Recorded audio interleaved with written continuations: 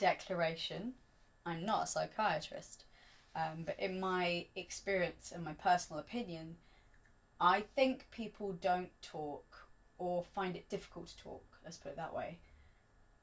Maybe because of judgment, because of shame, because it's seen as some kind of a weakness to basically admit that maybe you don't know everything about yourself and you're still learning, even though you're an adult, and everyone assumes that you should know yourself and you should get over things and you should snap out of it. Everyone's different. I didn't talk because I grew up with this whole sentiment of, oh, you're depressed. You wouldn't be depressed if you just worked. If you worked, you'd be too busy to be depressed.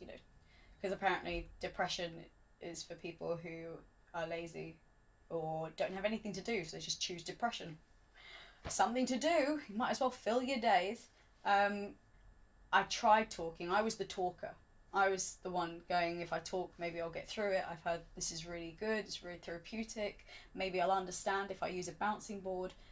And what I found was, after a while, the minute you tell people you're struggling with something, they treat you differently.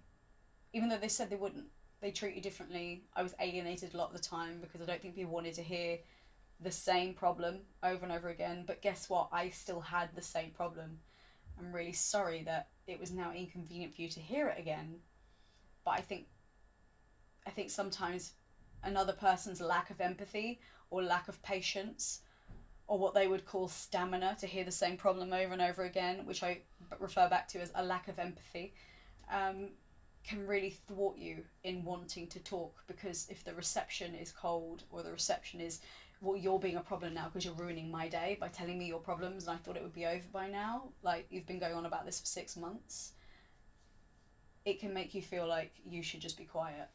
But then there's the other side. There's the side where people do talk and then people say they're listening, and then they'll turn around another day and go, I don't know what's wrong with you. And you've literally a week ago been telling them exactly what your problems were. Nothing wrong with you, but what your issues are and what you're struggling with.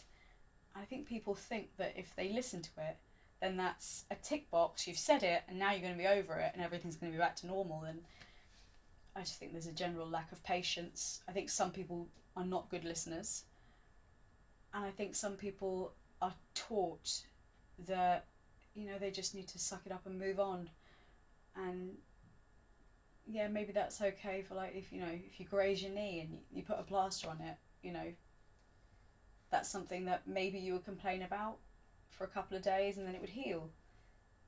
This is very different, and sometimes I don't think there is the space and the compassion to allow people to get to the very end of their struggle journey, to understand it mentally before they can get over it emotionally.